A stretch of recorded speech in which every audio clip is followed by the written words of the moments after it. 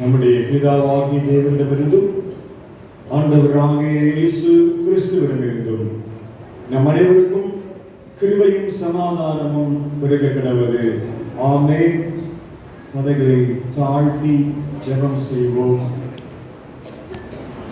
ஆண்டுடைய சமூகத்திலே நம்மை அர்ப்பணித்து கர்த்தருடைய வார்த்தை கேட்கும்படியாக நாம் ஆயத்தப்படும்படி இந்த நாளிலே ஞான பாடல் 179வது ஞான பாடலினுடைய 2வது கவியை நாம் பாடுவோம். ஞான பாடல் 179 2வது கடியை ஜெப பாடலாய் நாம் பாடுவோம். கையை தாழ்த்தி கண்களை மூடி வார்த்தையை கேட்க ஆயத்தப்படும்படியாய் ஜெபசந்தியோடு இந்த பாடலை நாம் பாடுவோம்.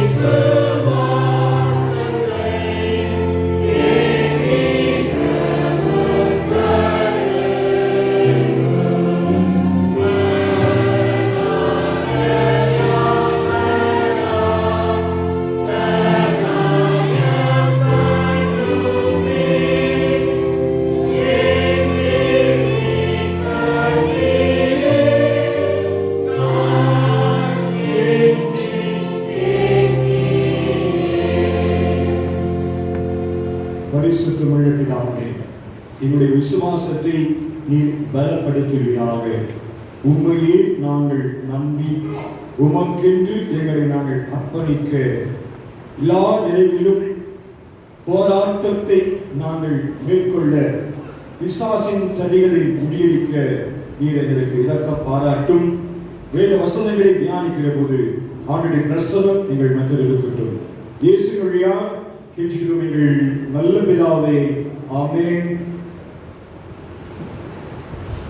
கிறிஸ்துவுக்குள் அன்பான திருச்சபை மக்களே, திருத்துவ பண்டிகைக்கு பின் வரக்கூடிய 21ஆம் ஞாயிறாகி என்று பிரசங்க பகுதியாய் நமக்கு கொடுக்கப்பட்டிருப்பது பரிசுத்த லூக்கா 22ஆம் அதிகாரம் வசனங்கள் 31 துவங்கி 34. லூக்கா 22 31 துவங்கி 34 வசனங்களை நாம் எல்லாரும் எடுத்து இணைந்து அதை வாசிக்கலாம். இன்னும் கர்த்தர் சீமோனே சீமோனே, இதோ பூமியை சுமையினால் படைக்கிறது போல சாத்தான் உங்களை படைக்கிறதுக்கு உத்தரவிட்டிருக்கிறார். நானோ உன் விசுவாசம் வழிபடாத நமக்காக நீ சகோதரனை சிறப்படுத்தேன். அதற்கு அவன் ஆண்டவரே, அவன் சாவிலும் பின்பற்றுகிற ஆயத்தமாய் இருக்கிறேன். அவர் அவனை நோக்கி, இவர்களே இன்றைக்கு சொல்லுவதற்கு முன்பே நீ 3 தரம் சொல்லுகிறேன். போதுமா? திருச்சபை மக்கள் அனைவருக்கும் மீண்டுமாய் இயேசு கிறிஸ்துவின் நாமத்தினாலே ஸ்தோத்திரத்தையும் வாழ்த்துக்களையும் தெரிவிக்கின்றேன். திருத்துவ பண்டிகை காலங்கள் கிறிஸ்தவ வாழ்க்கை அடிப்படையிலே சிந்திக்கிற காலங்கள். குறிப்பாக 18ஆம் ஞாயிறு தொடங்கி 23ஆம் ஞாயிறு வரைக்கும் ரன்னிங் டுவர்ட்ஸ் தி கோல், இலக்கை நோக்கி நாம் தொடர்ந்து ஓடும்படியாய் அந்த வசனத்தின் அடிப்படையிலே சிந்திக்கின்றோம். அதிலும் குறிப்பாக இன்றைக்கு நமக்கு கொடுக்கப்பட்டிருக்கிற தலைப்பு என்னன்னா, good fight of the faith. Good fight of the faith, விசுவாசத்தின் நல்ல போராட்டம். இன்னைக்கு வாசிக்க கேட்ட பகுதிகளில் பாடின பாடல்களில் அந்த விசுவாசத்தை ஆண்டவர் உறுதிப்படுத்தி நமக்கு காண்பிக்கின்றார். 179ஆம் ஞான பாடல் முழுசையும் வீட்டில் போய் நீங்க அதை வாசித்து பார்த்தீங்கன்னா இந்த விசுவாசத்தின் உறுதியை ஆண்டவர் நமக்கு கற்றுக் கொடுக்கிறவராக இருக்கின்றார். நல்ல போராட்டம் விசுவாசத்திற்காய். இதற்குரிய மைய பொருள் நாம் அங்கே சொல்லிட்டோமானா, நாம் எதற்காய் போராட வேண்டும்? பணம் புகழ் சம்பாதிப்பதற்காகவா, விசுவாசத்திற்காகவா என்ற ஒரு கேள்வியை அங்கு நமக்கு முன் வைக்கிறார்கள். அன்பானவர்களே, இந்த உலகத்தில் சோதனைகள், பிரச்சனைகள், பலவீனங்கள், எதிர்ப்புகள் உண்டு. எல்லாருக்கும் அது பொதுவானது. ஆண்டவர் இயேசு கிறிஸ்து சில சமயங்களில் அந்த சோதனைகளை அனுமதிக்கிறார். அதை தாங்கும்படியான பலனை நமக்கு தருகிறார் என்று வசனம் நமக்கு சொல்லுகிறது. 1 கொரிந்தியர் 10:13 தப்பிக்கொள்ளக்கூடிய திராணியை நமக்கு அவர் உண்டாக்குகிறவராக இருக்கின்றார் என்று நமக்கு தெரியும். நம்முடைய வாழ்க்கையில ஏற்படுகின்ற அந்த சோதனைகள் நம்மை முற்றிலுமாய் அழிப்பதற்காக அல்ல, நம்மை விசுவாசத்திலே திடப்படுத்துவதற்காக, உறுதிப்படுத்துவதற்காகத்தான் என்பதை நீங்களும் நானும் உணர்ந்து கொள்ள அழைக்கப்படுகின்றோம். அந்த விசுவாசத்தை நாம் உறுதிப்படுத்திக் கொள்ள வேண்டும். இமைப்பொழுது நான் உன்னை கைவிட்டேன், உருக்கமான இருக்கை நான் சேர்த்துக் கொள்கிறேன் என்று ஆண்டவர் சொல்லுகிறாரே. நம்மை கைவிடவே மாட்டார், அவர் நம்மை காப்பார் என்று நமக்கு தெரியும். எல்லா நிலைகளிலும் நம்மோடு கூட இருக்கிறவர் இயேசு கிறிஸ்து மட்டுமே என்பதும் நமக்கு தெரியும். அதுதான் ஆண்டவர் இன்னைக்கு உறுதிப்பட நமக்கு மீண்டும் கற்றுக் கொடுக்கிறவராக இருக்கிறார். நமக்கு வருகின்ற எதிர்ப்புகள், சோதனைகள் மனிதர் மூலமா வருகிறது என்பதை நாம் அறிகின்றோம். ஆனால் அந்த மனிதனுக்கு பின்பாக ஒரு தூண்டுதல், பிசாசினுடைய திட்டங்கள் இருக்கிறது என்பதும் நாம் அறிந்திருக்க அழைக்கப்படுகிறோம். இன்றைக்கு பேதுரு என்ற ஒரு சீடனை பிசாசு சோதிப்பதற்காய் அவன் எத்தனைக்கிறான் என்பதை இயேசு கிறிஸ்து தெளிவுபட அவனுக்கு கற்றுக் கொடுக்கிறார். அதுதான் இன்றைக்கு பகுதி. ஏன் அப்படி கற்றுக் கொடுக்கிறார்? அதனால பேதுரு என்ன தெரிஞ்சுக்க வேண்டும், நாம் என்ன அதில் கற்றுக்கொள்ள வேண்டும் என்பதை தான் இன்றைக்கு நீங்கள் நானும் இணைந்து சிந்திக்க இருக்கின்றோம். கர்த்தர் நமக்கு எல்லா காரியத்தையும் கற்றுக் கொடுப்பாராக. முதல் பகுதி பிசாசினுடைய திட்டம். பிசாசினுடைய திட்டம் என்ன? அல்டிமேட் கோல் என்னன்னா, மனுக்குலத்தை படைத்தவர்களுக்கு பிரிப்பதுதான் அவனுடைய முதல் தலையாய கடமை. படைச்சவரை நாம துணிக்க கூடாது, படைச்சவர்களுக்கு வசனங்களுக்கு கீழ்ப்படிய கூடாது, படைத்தவருடைய உறவிலே நினைத்திருக்க கூடாது என்பதுதான் பிசாசுடைய முதல் கோல். அதான், வேற எதுவுமே கிடையாது. இரண்டாவது, கடவுளுக்கும் மனிதனுக்கும் பிரிவினை உண்டாக்க வேண்டும், மனிதனுக்கும் பிரிவினை உண்டாக்க வேண்டும். இந்த ரெண்டு மாத்திரம் தான் பிசாசு நல்லா செய்வான். மனுஷன் அதுக்காக பயன்படுத்துறான். உலக வாழ்க்கையில ஒரு கற்பனை ஆண்டவர் நமக்கு கொடுத்திருக்கின்றார். வாசிப்போம். மார்க்கு 6ஆம் அதிகாரத்தில் 30ஆம் வசனம். மார்க்கு 6ஆம் அதிகாரத்தை நாம் திருப்பிக் கொள்கிற போது,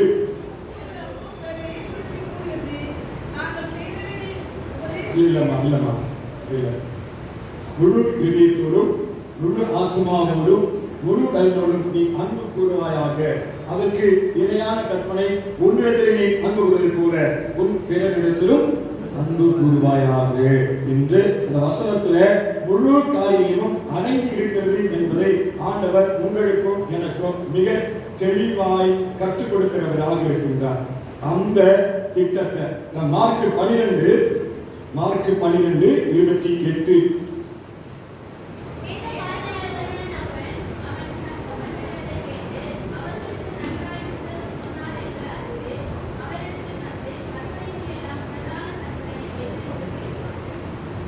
தொடர்ந்து வாசிங்க.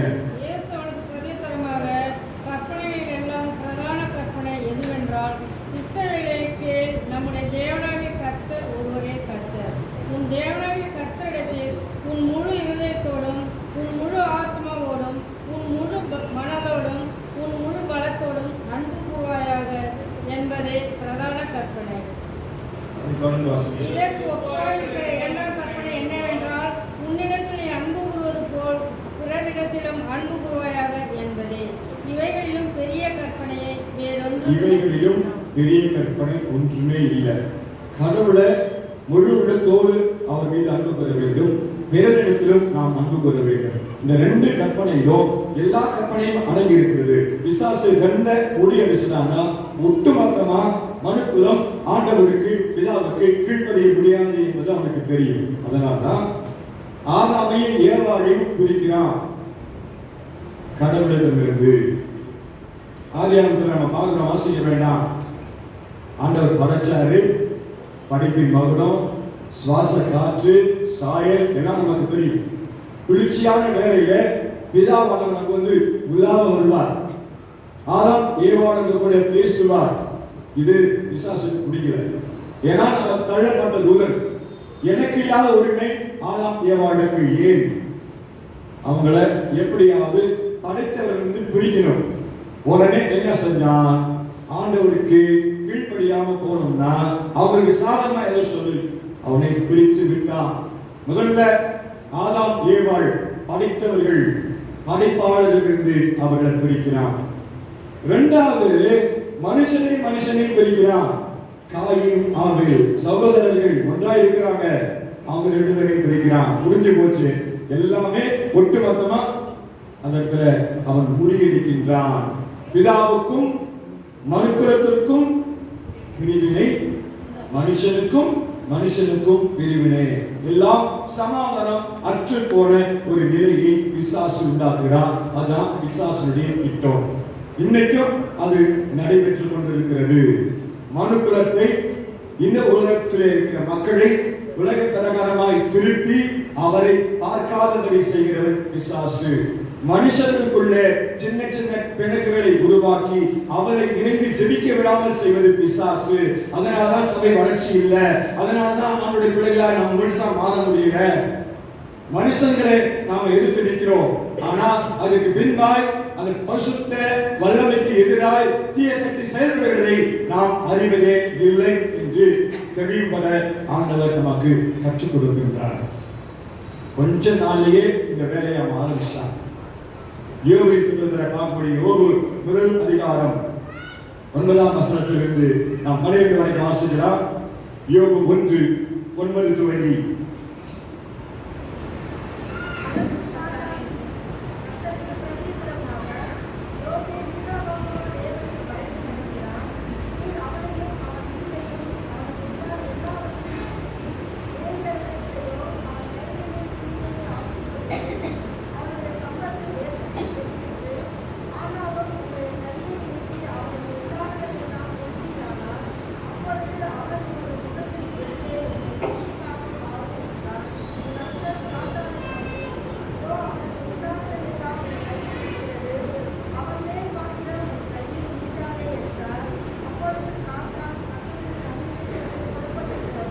கர்த்தரிடத்துல பிசாசு யோபை சோதிக்க அனுமதி கேட்கிறான். நீ அவனை வேலை எடுத்து வச்சிருக்கிறீங்க, எல்லா ஆசீர்வாதம் அவனுக்கு இருக்கு, அப்போ ஏன் உண்மை அவன் துதிக்க மாட்டான்? அவனை நீங்கள் சோதிப்பதற்கு அனுமதி கொடுத்து பாருங்கள் என்று சவால் விடுகிறான். ஆனால் யோபு விசுவாசத்திலே நிறைந்திருக்கிறவராய் கர்த்தர் கொடுத்தார், கர்த்தர் எடுத்தார், கர்த்தருடைய நாமத்துக்கு ஸ்தோத்திரம் என்று சொல்லி பிசாசுக்கு கீழ்ப்படியாம தேவாதி தேவனுக்கு மட்டும் அவன் கீழ்ப்படிந்தான் என்பது வேதவசனம். இன்றைக்கு நம்முடைய வாழ்க்கையில, நம்முடைய காரியங்களில, நம்முடைய குடும்பத்தில, சமுதாயத்தில, திருச்சபையில, பணியிடங்களில முரண்பாடுகள் வரும்போது சற்று நிதானித்து அறிந்து கர்த்தருடைய வார்த்தை என்ன என்பதை அவர் பாதத்தில் அமர்ந்து ஜெபித்து பெற்றுக்கொண்டு செயல்படுகிற போது பிசாசை நாம் எதிர்த்து நிற்க முடியும். அதுதான் ஆண்டவர் கற்றுக் கொடுக்கிறார். இந்த உலகத்துல பிசாசு சுற்றி தெரிந்து கொண்டிருக்கிறான். 1 பேதுரு 5ஆம் அதிகாரம் 8ஆம் வசனம், எல்லாருக்கும் தெரிஞ்ச வசனம். 1 பேதுரு 5:8.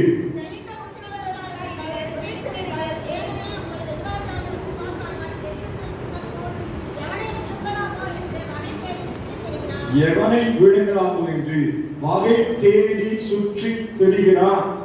ஏன்னா மனுக்குலத்தை பிதாவிலிருந்து பிரிப்பதுதான் அவனுடைய நோக்கம். மனுஷனையும் பிரிப்பதுதான் அவனுடைய நோக்கம். நல்ல சிந்தனை அவனுக்கு இல்லை என்பதை ஆண்டவர் இயேசு கிறிஸ்து நமக்கு தெளிவுபடுத்துகின்றார். இயேசு கிறிஸ்துவே அவன் சோதித்தான். அப்ப நாமெல்லாம் எம்மாத்திரம்?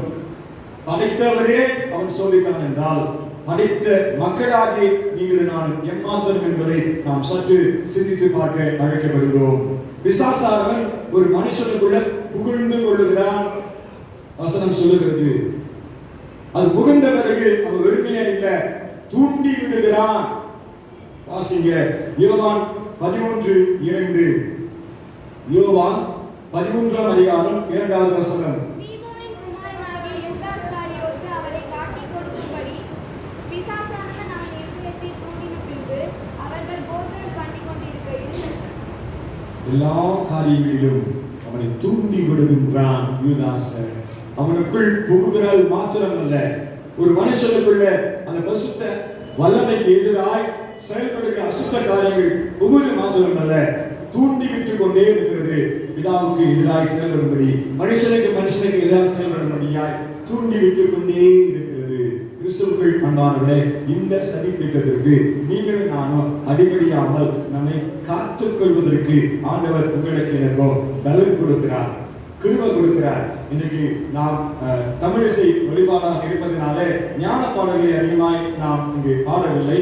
207வது ஞான பாடலை வீட்டுக்கு போய் நீங்க வாசித்து பாருங்க. அந்த முதற்கவியை மாத்திரம் நான் போய் வாசிக்கிறேன். இயேசுவே, பேயின் சதிகளை பாரும், அது இருளின் பலத்துடனே வந்து என்னை எத்தி கெடுப்பதை நாடும், வெல்ல உதவும் என் இரட்சகரே, என்னை அவ்வெதிரை எந்த வழியிலும் சல்லி அரித்து வாழாக்கி தெரியும்.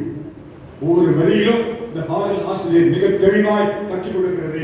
நாம் நிச்சயமாய் உணர்ந்து பார்க்க அழைக்கப்படுகின்றோம். கர்த்தருடைய கரத்துல நம்ம ஒப்பு கொடுத்து பிசாசின் திட்டத்திற்கு நாம் அடிபணிய கூடாது என்பதை உறுதிமொழியாய் நாம் எடுத்துக்கொள்ள இன்றைக்கு அழைக்கப்படுகிறோம். நம்முடைய வாழ்க்கையிலும் அப்படிப்பட்ட சந்தர்ப்பங்கள் வருகிற போது பிதாவுக்கு எதிராய் நம்மை அர்ப்பணிக்காமல் பிசாசுக்கு எடுத்து நிலுங்கள், அவனுடைய விட்டு ஓடி போவான் என்ற வசனத்தின்படியால் பிசாசுக்கு எதிர்த்து நிற்க அழைக்கப்படுகின்றோம்.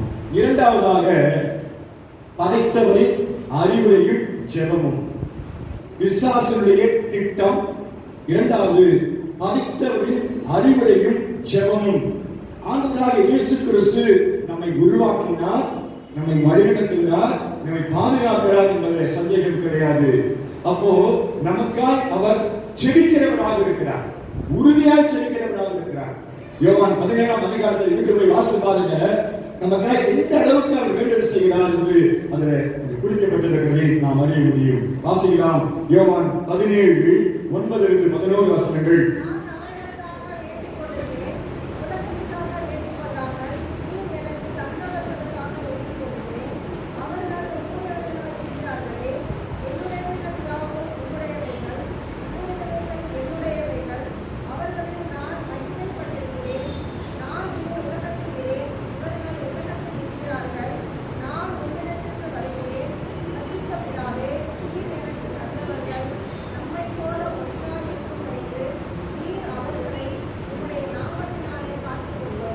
காத்துக்கொள்ளும் அந்த வசனத்தை போய் மறுபடியும் இயேசு வாசித்து பார்க்கலாங்க.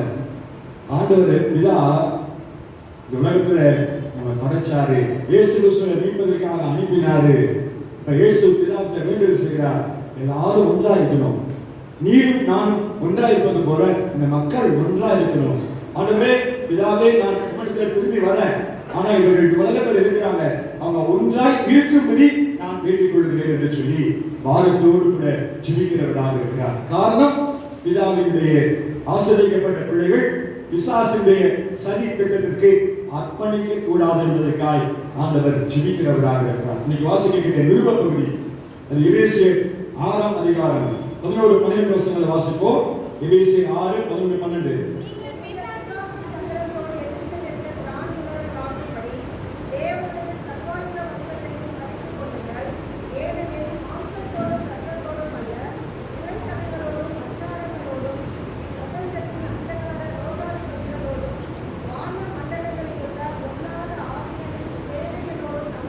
போராட்டம் உண்டு. இந்த உலகத்துல மாமிசத்தோட ரத்தத்தோட மட்டும் அல்ல, உலகத்தில் இருக்கின்ற பொல்லாத வல்லமைகள், வான மண்டலத்திலும் ஆவியின் சேனைகளோடு நமக்கு போராட்டம் உண்டு. அதை மேற்கொள்ளணும்னா என்ன செய்யணும்? விசுவாசம் என்னும் கேடகத்தை நாம் பிடித்துக் கொள்ள வேண்டும். தொடர்ந்து வாசிக்கிறோம். இன்னைக்கு அதான் படி வாக்கியத்துல நல்ல போராட்டத்தை போராட வேண்டும் என்று ஆண்டவர் கற்றுக் கொடுக்கிறார். 1 தீமோத்தேயு 6 அதிகாரம் 12 வசனத்தை வாசிப்போம். 1 தீமோத்தேயு 6:12.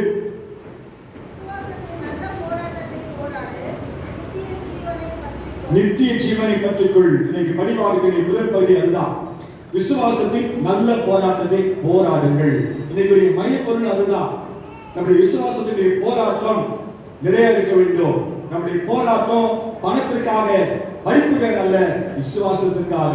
விசுவாசத்தின் நல்ல போராட்டத்தை போராடுங்கள் என்று உங்களையும் என்னையும் ஆண்டவர் இந்த நேரத்திலே அழைக்கிறவராக இருக்கிறார். ஆகவே ஆண்டவருடைய அந்த ஆசீர்வாதத்தை நாம் பெற்றுக்கொள்வதற்கு தகுதி அடைய ஆண்டவர் உங்களையும் என்னையும் இன்று அழைக்கிறவராக இருக்கிறார். இன்றைக்கு சங்கீத பகுதி சொல்லுகிறது, 18ஆம் சங்கீதம் வாசிக்கிறோம். அதுல 30ஆம் வசனம்,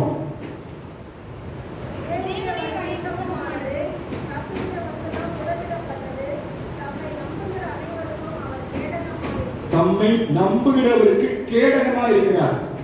எப்படிப்பட்ட சதித்திட்டம் வந்தாலோ, எப்படிப்பட்ட அம்புகள் எய்யப்பட்டாலோ, கேடகம் அதை தடுக்கிறது, நம்மை நிலைநிறுத்துகிறது, விசுவாசத்தை உறுதிப்படுத்துகிறது என்பதை இந்த வசனம் நமக்கு கற்றுக் கொடுக்கிறது. ஆண்டவர் இதான் ஆலோசனை உங்களுக்கு எனக்கு கொடுக்கிறாரு. அதே போல அவர் ஜெபிக்கிறவராக இருக்கிறார். ஏன் அவர் ஜெபிக்கிறார்? நம்முடைய விசுவாசம் பலப்படணும். பேதுருக்கு அதான் சொல்றாரு. பேதுருக்காக ஜெபிக்கிற போது பிசாசு அந்த பேதுருவை சோதிக்க கூடாதுன்னு அவர் ஜெபிக்கிறார். என்ன ஜெபிக்கிறாரு? விசுவாசம் உறுதிப்பட வேண்டும். சோதனைகள் வரும், ஆனால் நீ விசுவாசத்தில் நின்றால் ஜெயம் அடைவாய். அதுதான் அவனுடைய ஜெபம். நீங்கள் நானும் அதே போலதான் ஜெபிக்கணும். விசுவாசத்தை எதிர்த்து நிற்கணும். விசுவாசத்திலே திட்டங்களை முறியடிக்கணும். அப்படின்னா நாம எதிர்த்து நின்று ஆக வேண்டும். ஓடி போயிடக்கூடாது, பயந்து போயிடக்கூடாது. ஏன்னா ஆவியின் பட்டயம் நமக்கு உண்டு. தரித்து நில்லுங்கள் என்று ஆண்டவர் சொல்லியிருக்கின்றார். அந்த வசனம் நம்மகிட்ட இருந்துச்சுன்னா நாம தரித்து நிற்க முடியும். அவன் ஓடி போயிடுவான். வசனம் நம்மகிட்ட இல்லைன்னா நாம தாழ்ந்து போயிடுவோம், அவன் வெற்றி பெறுவான். கவனமாய் நாம் இருப்போம். வசனத்தை வாசித்து வாசித்து வாசித்து வாசித்து தியானித்து இந்த உள்ளத்துல அதை பதித்துக் கொள்ள வேண்டும் என்று உங்களையும் என்னையும் இன்றைக்கு ஆண்டவர் அழைக்கிறவராக இருக்கின்றார். அது அவசியம், அது அவசரம். 2 நாளாகமம் 20ஆம் அதிகாரம் 20ஆம் வசனம். 2 நாளாகமம் 20:20.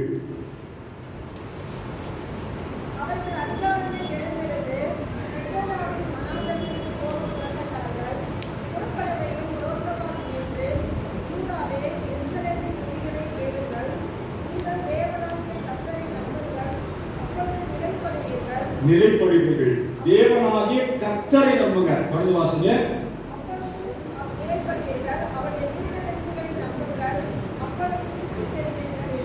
எல்லா நிலையிலும் அவரை நம்பணும், அவர் நம்பணும். அவர்தான் முழு நம்பிக்கை, அவர்தான் வழி, அவர்தான் சத்தியம், அவர்தான் ஜீவன். ஆண்டவர்கிட்ட நம்ம ஒப்பு கொடுக்க அழைக்கப்படுகிறோம். இன்னொரு குறிப்பு அந்த ஆண்டவர் ஜெபிக்கின்றார். பேதுருக்காக ஜெபிக்கிற போது உங்களை என்று அந்த குறிப்பு அங்க இருக்கிறது. பேதுருக்கு மாத்திரம் சொல்லல, எல்லாருக்கும் சிலர்கள், எல்லாருக்கும் துன்பம் வரும், பிரச்சனை வரும், சோதனை வரும். நம்ம எல்லாருக்கும் சோதனை வரும். நம்ம எல்லாருக்காகவும் இயேசு கிறிஸ்து ஜெபிக்கிறார், அறிவுரை கூறுகிறார். அதை ஏற்றுக்கொள்வதும் விட்டு விடுவதும் நம்முடைய கரங்களில் இருக்கிறது. படைப்பாளரின் அறிவுரையும் ஆலோசனையும் ஜெபமும்.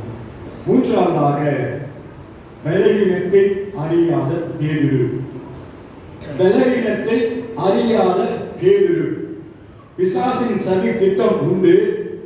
படைத்தவருடைய அறிவுரை ஜெபத்தை நாம் கேட்கிற போது நாம் நம்முடைய அறியாமை மாறி சாட்சியாய் நிற்க முடியும்.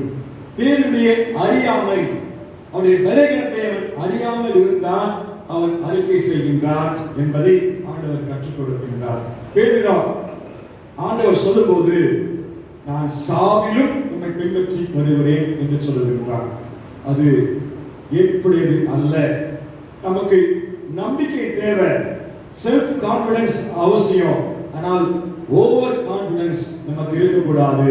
நம்முடைய எண்ணங்கள் ஏற்ற ஆண்டவர் இயேசு கிறிஸ்துவுக்கு ஏற்றதா இருக்கக்கூடிய அவருக்கு மேல் நாம் செல்ல முடியாது.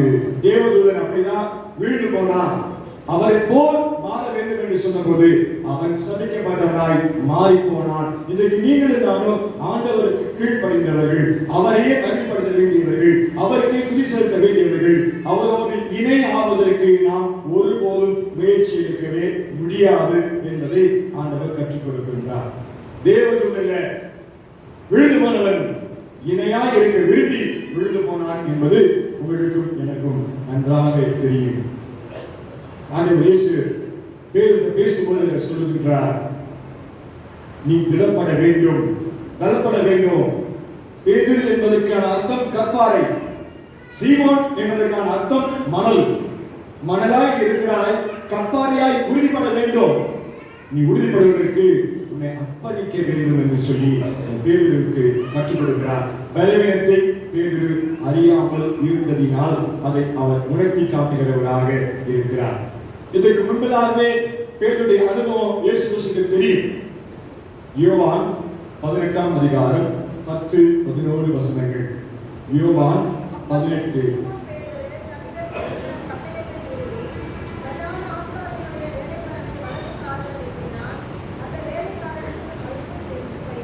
வேலைக்காரனுடைய காதை வெட்டினான்.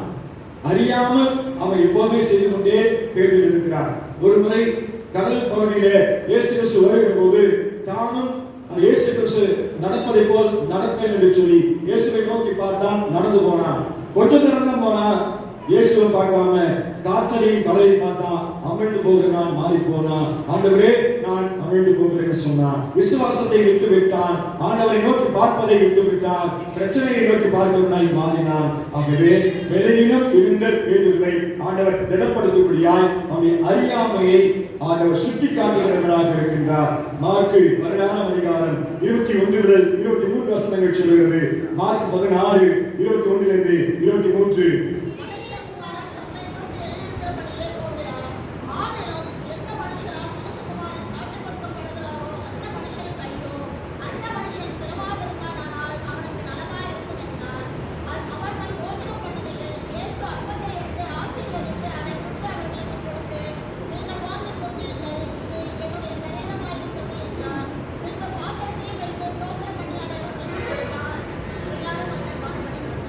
எல்லாரும் இணைந்து இருந்த போது ஆண்டவர் சுட்டி காட்டுகிறவராக இருக்கிறார். யூதாசுக்கு பலவீனம் இருக்கிறதை சுட்டி காட்டுகிறார், பேதுருக்கு பலவீனம் என்பதை சுட்டி காட்டுகிறார். ஆனால் அறியாமல், நம்மையும் அறியாமல் ஆண்டவரை போல், ஆண்டவருக்கு மேல் நாம் போக, ஆண்டவருக்கு இணையாய் மாற நாம் சிந்தித்தோமானால் அது ஏற்புடையது அல்ல என்பதை ஆண்டவர் உங்களுக்கு எனக்கோ கற்றுக் கொடுக்கிறவராக இருக்கிறார். மத்திய 26ஆம் அதிகாரம் 58வது வசனம் இப்படி சொல்கிறது. மத்திய 26:58.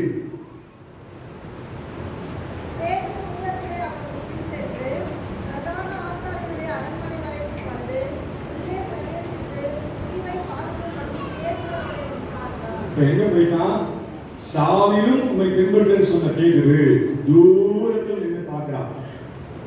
ஆக இன்றைக்கு நாம் நம்மை அர்ப்பணிப்போம், நம்மை தற்பரிசோதனை செய்வோம், நம்முடைய உள்ளத்தில் இருக்கிற விசுவாசத்தின் நிலைப்பாடு என்ன என்று பார்ப்போம்.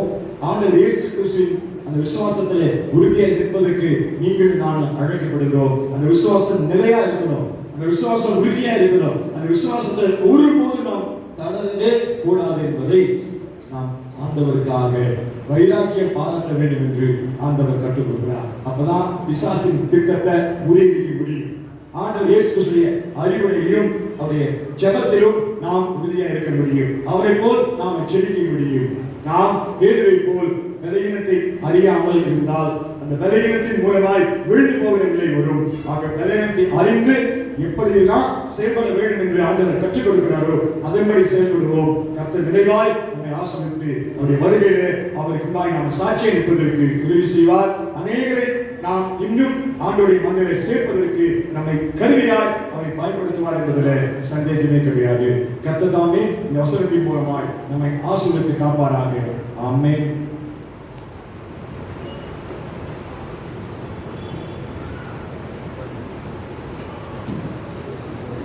அன்புக்குரியவர்களே, கடவுள் நம்ம பரிசுத்த வார்த்தையை போது நாம் மறுபடியும் அறிவுறுத்தினார். நாம் அவருடைய கிருபைக்கு சொத்து செலுத்துவமாக அவருடைய வார்த்தையை நம்மால் ஏற்றுக்கொண்டு அதை கடைபிடித்து நடந்து நற்கனிகளை தரும்படியாக ஆன்மீகத்தோருமாறு அதை நோக்கி மன்றாடுவோம். சபையாருக்கு அறிவிக்கப்பட வேண்டிய காரியங்கள்.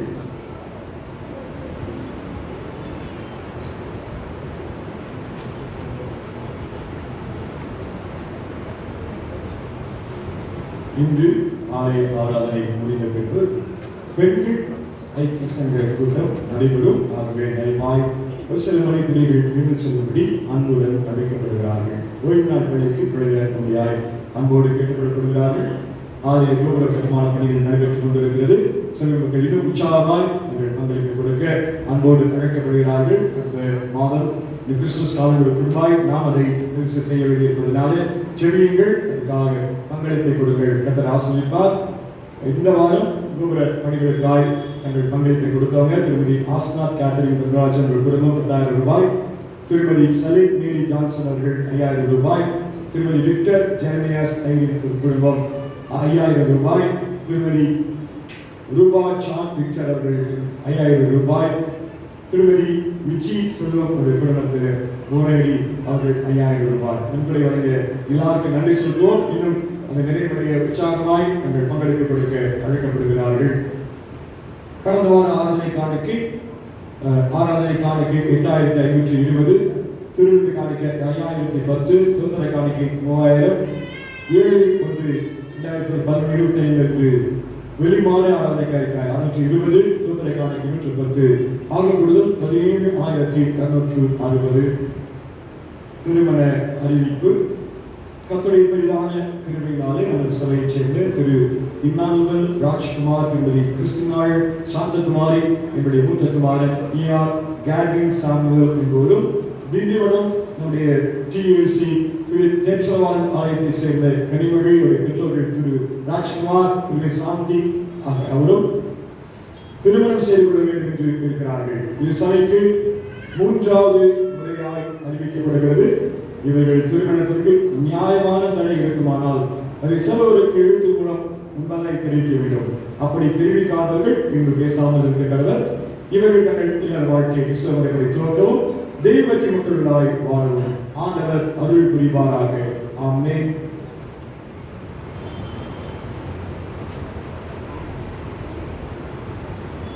கிறிஸ்துவின் நாமத்தில் துதிக்கும் முதலியாக ஸ்தோத்திரங்களை மூலமாய் எப்பொழுதும் கடவுளுக்கு நாம் செலுத்துவோம், நன்மை செய்வோம்.